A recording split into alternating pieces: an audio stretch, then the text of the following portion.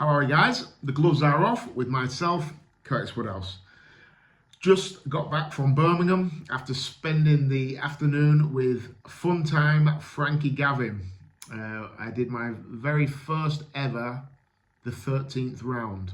I'm going to interview people that I've boxed in the past, and I really wanted to do Frankie first. We've had a strange relationship over the years. In the build-up to our fight, there was a lot of things said, disrespectful on both parts, and I always felt I was completely disregarded in the build-up to that fight. He said a few things to me, and I said a few things back that, in hindsight, maybe neither of us should have said. And then we had the fight. It was a tough fight for both of us, and Frankie won on a split decision, and I always felt that I never got any credit for that. It was always about, Frankie didn't perform on this, that and the other, and I never felt like anyone ever said to me, hey, Curtis actually boxed well that night. It was always about what Frankie didn't do. And I think I carried that around me a little bit. And whenever there was an opportunity, I feel immature saying this, but I'm just going to speak the truth. Whenever there was an opportunity for me to have a little dig at Frankie, I would. And I think I harboured that, give me my respect. And I felt like I never got it. So whenever Frankie's name came up in conversation, I'd always have a snide comment, or whenever he had a fight coming up and people said, who do you think's going to win? No matter who Frankie was winning, whether I thought he was going to win or not, I'd say he ain't going to win. I don't think he'll win. I hoped he didn't win either. I always felt like there was something niggling away at me. And whenever my name came up to him, he was the same. He always used to never give me any credit. And, I always felt like if he did give me a compliment, it was always a backhanded compliment. And it was never like, yeah, he's a good fighter. And I don't even know where it started. I said it because he said it. And he probably said it because I said it. And before you know it, 5 years has gone by and we're having little digs at each other. And it's like, what's the point? And I always felt that underlining little something wasn't quite right. And we've got quite a lot of mutual friends as well. Obviously, Frankie's from Birmingham. I used to play for Birmingham City, so we've got mutual friends. Frankie used to go to the Blues games. So a lot of people that he knows, I know. So there was always that little, I don't know if rivalry is the right word, I don't know what it is. But there was always something. When there's something, but no, you don't know what it is, you can't put your finger on it. There was always something there between me and Frankie. So today was brilliant. To go up and see him. I can't believe we boxed in 2011. So we're talking 12 years ago we boxed. Crazy. So it was great to go up there with no ego. We're not going to fight each other. There's not, and just talk as two former opponents of each other. And what people won't realise, when you've fought somebody and you've been in a hard fight with somebody, there's certain things you know about that person that nobody else knows apart from you two. So when Frankie says about me, it was an easy fight and he's not very good, I know that's a lie. I have a nice little glass of red. Nice little glass of Merlot. Beautiful. I know that's a lie when he says that. Because I've hit Frankie and I've heard him. I've heard him. And I've had his blood dripping on my shoulder when we're in the clinches. I've hit him and seen his eyes go into orbit. I've knocked his gum shield into the fifth row in the 10th round of our fight. So when he says, I'm not very good, I know he's lying. When people ask me and I say, Frankie can't punch, got no power, hits like my sister, I used to say that. He knows I'm lying. He hit me with an uppercut in the last round. I'm gone. I'm out on my feet for about 10 seconds, grabbing hold, trying to hold, and the bell, I won't say the bell saved me because My head did clear towards the end, but I was out for a few seconds. So when I'm telling people he hits like a girl, he knows I'm lying. After the fight, I was pissing blood for 4 days. I went to the hospital, and I think it was from Monday to the 5 days it was. From Monday to Thursday, I was peeing blood, and I had an appointment on the Friday, and they said if it carries on, they're gonna have to take me into to have a look inside. And I fractured one of my lower ribs. They'd separated, so I was peeing blood. Hit me with some body shot. Frankie's the only person where it's ever hurt me to the body. He was a good body puncher, very good variation, and persistent as well. So it wasn't just one every now and again. He'd drill in 5, 6, 7, 8, 9, 10 good body shots around, and they take their toll. So again, when I say he can't punch, he knows I'm lying. When we're in the dressing room after, I had 14 stitches. I had 9 in one eye and 5 in the other. And I think he had 7 across his nose. And we sat next to each other getting stitched up. So when he says I'm rubbish, I know he's lying. Because he's still got a scar to this day over his nose. And I gave him that. And I've still got a scar over my eye, which he gave me. So you share something when you fight, and it's a hard fight. That respect that never disappears. No matter how much you try and hide it, he can tell people all he wants when we're taking shots at each other. You know, when my name comes up and he says, oh, he's rubbish. He can tell people that all he wants. I know he don't believe that. And when his name comes up to me and I say, nah, feather-fisted, no good, I can say that all I want, but he knows I'm lying. But only us two know, because only us two have been nostril to nostril with 8-ounce Cleto raised gloves on and looked into each other's eyes and know that when we take shots at each other, we're lying. Because we were in a hard fight. That was a hard fight for me, for sure. And I know it was for him.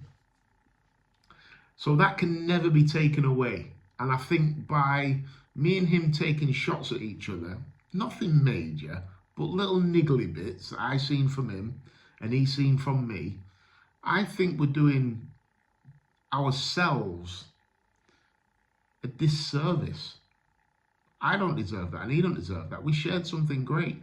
That for me was a great fight. For me, it was like I was 100-1 to win that night, and I was hanging with Frankie Gavin. I lost on a split decision to Frankie Gavin 3 years earlier. I was playing football on the telly. So for me, that was a great night. For Frankie, it was probably not a great night, and that's maybe why he didn't want to kind of give me the credit for it. But hopefully me going on to win the British title and be a British champion, Frankie can maybe say, well, he was British champion, so he wasn't that bad. And I just felt today was important to leave all that nonsense and all that baggage. Just leave it, park it where it should be. It should have never really got to that point. But like I said, I don't know how it got there. Like, I seen something from him, he seen something from me, so I reacted, he reacted, and before you know it, I don't know, before you know it, we're just having shots at each other, and it's just stupidity. So today was great to see him. Like I say, he's going to be a really, really good coach, is Frankie. When I was speaking to him in the interview about the amateurs that he trains, you watch when the interview comes out, you watch his face light up. You can tell he's going to be a great trainer, and he spoke about his old trainer and what he meant to him. And Tom's played a huge part in Frankie's life, not just boxing, in his life. And we spoke about the importance of role models. And yeah, Tom Cheney's been an amazing role model to Frankie and kept him on track when he's been falling off track. So, and I think Frankie's going to do that to so many people in that area, in that gym, that can look up to Frankie. I think he's going to be a great coach. There's not much that Frankie hasn't experienced in boxing. Like I said, he's been a superstar amateur. He's been a superstar pro. He's lost big fights. He's won big fights. He's fought abroad as the underdog. He's been in world title fights as the underdog. He's been in European title fights as the favourite. So he's experienced it all, and I think he's going to be a really, really good coach. And Frankie's a really good guy. It's hard not to be in Frankie's it's hard to be in Frankie's company and not have a good time. He's a nice guy. He's funny and he's warm. He's embracing. He's a good guy, and yeah, I'm really glad today happened. Driving back, I felt a big weight off my shoulders. I've been carrying a bit of bitterness around for a while about Frankie, and there's no need. That I've probably seen him once or twice in 12 years, but I've always had something nagging away at me. So again, when this the 13th round, when this idea that I came up with, Frankie was the first one. I thought, you know what? Let me reach out to him and see if he'd be up for it. And I didn't really know what his response was going to be. He might say, you know what? Stick it up your ass. But yeah, Frankie's a good guy. Deep down, I always knew it. I always knew he was a good guy deep down. But again, that you have sometimes when you're younger and you're in fight mode, you have that defense up. You have that wall up, and that's maybe what I had up. Yeah, I've got huge respect for him. Huge respect for him. Good fighter.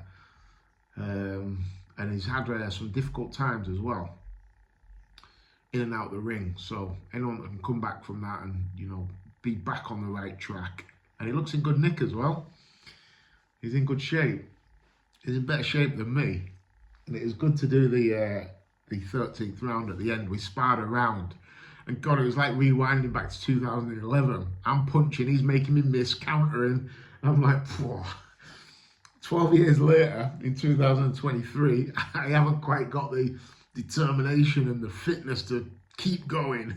I was like, phew. He counted me a few times. I'm looking at the clock thinking, God, how long left? Like 2.5 minutes left yet. Oh, it's going to be a long round. And yeah, he won that one 10-9, that's for sure. But that was brilliant. Loved it. I've had a really good afternoon. And there's a few others that I've got this relationship with, that there's been something bubbling underneath. And I don't like it. There's no need for it at my age. I'm 42, nearly 43, and I'm not coming back anytime soon. And I am no longer in fight mode. I've not got a fight in me anymore. There's no hatred for anyone, so I just want to kind of draw a line under all the baggage, and today was the first step of that. And yeah, and do you know what? I feel Frankie felt it as well. I feel Frankie felt good to leave it in the past, because, like I said, we've both taken shots at each other. I said things to him and about him I regret and I shouldn't have said. I'm sure he feels the same way. And I think if we hadn't have had this chat, if we ever bumped into each other in Birmingham, there'd be a bit of awkwardness. And today it was all hugs and smiles and just brilliant. Brilliant. That's how it should be left. Two fighters that have fought each other and given their best, and there shouldn't ever be anything underlying. And that's what I love about this sport so much. Every now and again, like I said, there is something that you don't get to put to bed. And today, I feel I put it to bed. And I hope Frankie feels the same. You know, he's a great guy, like I said, and I wish him nothing but happiness and success. And I'm really excited to see what he's going to do with some of his fighters. I know he's going to be a fantastic trainer, because part of being a good trainer is having the experiences to draw upon. And if you think about his career, amateur and pro, he told me what his amateur record was during the interview. I can't remember what it was, but it's something ridiculous, like 128 wins and 17 losses, something crazy. And he lost his first amateur bout as well. So for any young kids watching this, young amateurs, Frankie Gavin, who went on to become the amateur world champion, lost his first bout. So never give up. Imagine if he'd have said, well, I've lost, I'm not very good, that's me done. Imagine. But yeah, he had the fortitude and the balls to carry on, and look at what he went and achieved. And like I said, a lot of people say Frankie underachieved, but I think if he'd have been down at light welter, he could have maybe won a world title. But look at what he did win. Look at what he did achieve. He had an unbelievable career, really. Yeah, I'm sure if 99% of people were offered that career at the start, they'd snap their hand off, you know, fighting regularly, top of the bill on Sky Sports and all that stuff. And yeah, had some great nights, had some great performances. I remember the one when he boxed Denton Vassell. I'd sparred Denton Vassell, and he was strong as a bull. And I thought he'd walk straight through Frankie. But Frankie was brilliant that night, absolutely bamboozled him, stepped round him, counter-punched him and stopped him.